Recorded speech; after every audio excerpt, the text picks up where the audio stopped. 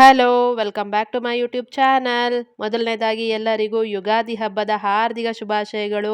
ಇದು ನಾನು ನಮ್ಮ ಮನೇಲಿ ಮಾಡಿರೋ ಹಬ್ಬನ ಇವತ್ತು ನಾನು ನಿಮ್ಮ ಜೊತೆ ಶೇರ್ ಮಾಡ್ಕೊತಾ ಇದ್ದೀನಿ. ನೀವು ಕೂಡ ನಿಮ್ಮ ಮನೇಲಿ ಯಾವ ಥರ ಹಬ್ಬ ಮಾಡಿದ್ರಿ ಅದನ್ನು ನನಗೆ ಕಮೆಂಟಲ್ಲಿ ಹೇಳಿ. ನಾನಂತೂ ತುಂಬ ಸಿಂಪಲ್ಲಾಗಿ ಹಬ್ಬ ಮಾಡಿ ಮುಗಿಸ್ಬಿಟ್ಟೆ.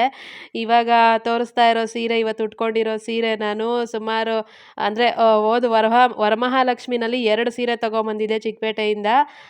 ಅವಾಗ ತೊಗೊಂಬಂದಿದ್ದ ಸೀರೆನ ಇಲ್ಲಿ ತನಕ ಉಟ್ಕೊಂಡಿರಲಿಲ್ಲ. ಅದಕ್ಕೆ ಉಟ್ಕೊಳ್ಳೋದಕ್ಕೆ ಟೈಮೇ ಬಂದಿರಲಿಲ್ಲ ಅನಿಸುತ್ತೆ. ಪ್ರತಿ ಸಲ ಉಟ್ಕೋಬೇಕು ಅಂತ ಅಂದ್ಕೊಂಡಾಗ್ಲೂ ಆ ಬ್ಲೌಸ್ ರೆಡಿ ಆಗ್ತಾ ಇರಲಿಲ್ಲ. ಹಾಗಾಗಿ ಉಟ್ಕೊಂಡೇ ಇರಲಿಲ್ಲ. ಇನ್ನು ಹಬ್ಬಕ್ಕೆ ಅಂತೇಳಿ ಒಂದು ಡ್ರೆಸ್ನ ಆರ್ಡ್ರ್ ಮಾಡ್ಕೊಂಡಿದ್ದೆ. ಅದು ಬರಲಿಲ್ಲ ಅಂತಂದ್ಬಿಟ್ಟು ಕೊನೆಗೆ ಈ ಸೀರೆನೇ ಫಿಕ್ಸ್ ಆಯಿತು. ಇವಾಗಾದರೂ ಉಟ್ಕೊಂಬಿಡೋಣ ಅಂತಂದ್ಬಿಟ್ಟು ಬ್ಲೌಸ್ನೆಲ್ಲ ರೆಡಿ ಮಾಡಿಬಿಟ್ಟು ಉಟ್ಕೊಂಡಿದ್ದೀನಿ. ಸೀರೆ ಹೆಂಗೆ ಕಾಣ್ತಾ ಇದೆ ಹೇಳಿ. ಕಲರ್ ಅಂತೂ ಸಖತ್ತಾಗಿದೆ. ನಮ್ಮ ಅಮ್ಮನ ಸೆಲೆಕ್ಷನ್ನೇ ಚೆನ್ನಾಗಿದೆ ಅಂತ ಹೇಳ್ಬಿಟ್ಟು ತಗೊಂಡಿದ್ದು. ನನ್ನ ಹತ್ರ ಈ ಕಲರ್ ಇರಲಿಲ್ಲ. ನಾನು ಯಾವಾಗಲೂ ಈ ಕಲರಲ್ಲಿ ಸೀರೆನೇ ತೊಗೊಂಡಿರಲಿಲ್ಲ. ಇದೇ ಫಸ್ಟ್ ನಾನು ಈ ಕಲರಲ್ಲಿ ಸೀರೆ ತೊಗೊಂಡಿರೋದು. ಕಲರ್ ಕಾಂಬಿನೇಷನ್ ಕೂಡ ಸಖತ್ತಾಗಿ ಬಂದಿದೆ ಅಲ್ಲ. ನನಗೆ ಉಟ್ಕೊಳ್ಳೋವರೆಗೂ ಏನಂತ ಇದು ಅನಿಸಿರ್ಲಿಲ್ಲ. ಉಟ್ಕೊಂಡ್ಮೇಲೆ ಸಖತ್ ಇಷ್ಟ ಆಯಿತು ಸ್ಯಾರಿ. ತುಂಬ ಚೆನ್ನಾಗಿ ಕಾಣಿಸ್ತಾ ಇದೆ. ನನಗಂತೂ ಸಖತ್ ಖುಷಿ ಆಯಿತು ಸೀರೆ ಉಟ್ಕೊಂಡ್ಮೇಲೆ.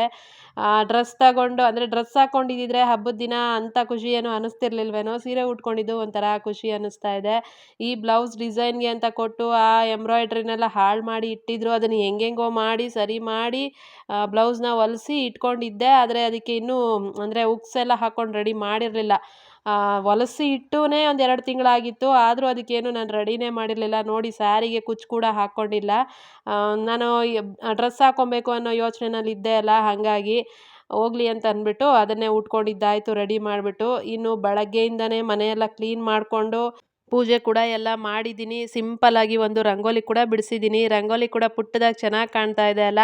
ನಾನು ಇದನ್ನೆಲ್ಲ ಏನು ವೀಡಿಯೋ ಮಾಡ್ಕೊಳಕ್ಕೆ ಹೋಗಲಿಲ್ಲ. ಹಂಗೆ ಎಲ್ಲನೂ ಕೆಲಸಗಳು ಮುಗಿಸ್ಬಿಟ್ಟು ಪೂಜೆ ಎಲ್ಲ ಮುಗಿಸ್ಬಿಟ್ಟು ಆಮೇಲೆ ಹಂಗೆ ತೋರಿಸ್ತಾ ಇದ್ದೀನಿ ಅಷ್ಟೇ ಸುಮ್ಮನೆ. ಇನ್ನು ಬಾಗಿಲಿಗೆ ತೋರಣ ಕೂಡ ಎಲ್ಲ ಕಟ್ಟಿದ್ದೀವಿ. ಆದರೆ ಹೂವೆಲ್ಲ ಜಾಸ್ತಿ ಏನು ತೊಗೊಂಬಂದಿರಲಿಲ್ಲ ನಾನು. ಹಾಗಾಗಿ ಎಷ್ಟಿತ್ತೋ ಅಷ್ಟೇ ಹೂವಲ್ಲೇ ಅಡ್ಜಸ್ಟ್ಮೆಂಟ್ ಮಾಡಿಬಿಟ್ಟೆ. ಏನು ಈ ಸಲ ಜಾಸ್ತಿ ಖರ್ಚೇ ಮಾಡೋಕ್ಕೆ ಹೋಗಲಿಲ್ಲ ನಾನು. ಎಷ್ಟಿತ್ತೋ ಅಷ್ಟರಲ್ಲೇ ಹಬ್ಬ ಮಾಡಿಬಿಟ್ಟಿದ್ದೀನಿ. ಹೆಂಗೋ ಒಟ್ಟಿನಲ್ಲಿ ಹಬ್ಬ ಆಗಬೇಕು ಅಷ್ಟೇ. ಮನೆಯಲ್ಲಿ ದೇವ್ರಿಗೆ ದೀಪ ಹಚ್ಚಿದ್ದೀವಿ ಅಂದರೆ ಅದೇ ಹಬ್ಬ ಇದ್ದಂಗೆ ಅಲ್ವಾ. ಇನ್ನು ತುಂಬ ಖರ್ಚು ಮಾಡಿ ಹೂವು ಅದು ಇದು ತೋರಣಗಳು ಎಲ್ಲ ತಂದು ಹಾಕಿದ್ರು ಕೂಡ ಮಾವಿನೆಲೆ ತೋರಣ ಮುಂದೆ ಇನ್ಯಾವ ತೋರಣ ಇರುತ್ತೆ. ಪ್ಲಾಸ್ಟಿಕ್ಕು ಫ್ಲವರ್ದು ತೋರಣಗಳೆಲ್ಲ ಹಾಕಿದ್ರೂ ಅಷ್ಟೇನು ನನಗೆ ಚೆಂದ ಅನಿಸಲ್ಲ.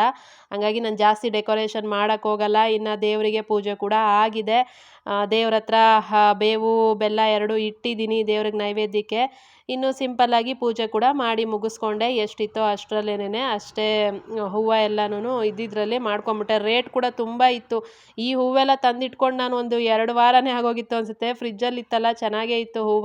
ಹಾಗಾಗಿ ಅದನ್ನೇ ಇಟ್ಬಿಟ್ಟು ಪೂಜೆ ಮಾಡಿಕೊಂಡೆ. ಹಬ್ಬದ ಟೈಮಲ್ಲಿ ಹೋದರೆ ತುಂಬಾ ರೇಟ್ ಹೇಳ್ತಾರೆ. ಅದಕ್ಕೆ ನಾನು ಹಬ್ಬಕ್ಕೂ ಮುಂಚೆನೇ ತೆಗೆದು ಇಟ್ಕೊಂಡ್ಬಿಡ್ತೀನಿ. ನಾನು ಮುಡ್ಕೊಂಡಿರೋ ಮಲ್ಲಿಗೆ ಹೂವನೂ ಅಷ್ಟೇನೆ. ಹಬ್ಬದ ದಿನ ಹೋಗಿದ್ರೆ 80 ರೂಪಾಯಿ 100 ರೂಪಾಯಿ ಹೇಳಿರೋರು ಒಂದು ಮೊಳ. 40 ರೂಪಾಯಿ ಹಂಗೆ ಮನೆ ಹತ್ರ ಬಂದಿದ್ದರು. ಅದನ್ನು ತೆಗೆದು ಇಟ್ಕೊಂಡ್ಬಿಟ್ಟಿದ್ದೆ. ಅದನ್ನೇ ಮುಡ್ಕೊಂಡಿದ್ದಾಯಿತು. ಒಂದು ವಾರದ ಹಿಂದೆನೇ ತೆಗೆದಿಟ್ಟಿದ್ದೆ ಹೂವನ. ಇನ್ನು ಹಬ್ಬದ ಅಡುಗೆ ಕೂಡ ಇದು, ಹಬ್ಬದ ಊಟ ಇದು. ಒಬ್ಬಟ್ಟು, ಬೀನ್ಸ್ ಪಲ್ಯ, ಕೋಸಂಬರಿ, ಅನ್ನ, ಕಾಳು ಸಾರು ಇಷ್ಟೇ ಮಾಡಿದ್ದು. ಜಾಸ್ತಿ ಏನೂ ಮಾಡಿರಲಿಲ್ಲ. ಇದೇ ನಮ್ಮ ಮನೆ ಹಬ್ಬ. ನಿಮ್ಮ ಮನೇಲಿ ಹಬ್ಬ ಹೆಂಗೆ ಮಾಡಿದ್ರಿ ಅಂತ ಕಮೆಂಟ್ ಮಾಡಿ ಹೇಳಿ. ನೆಕ್ಸ್ಟ್ ವಿಡಿಯೋದಲ್ಲಿ ಸಿಗ್ತೀನಿ. ಅಲ್ಲಿ ತನಕ ನನ್ನ ಮಿಸ್ ಮಾಡ್ಕೊತಾ ಇರಿ. Thank you so much. Take care. Bye bye.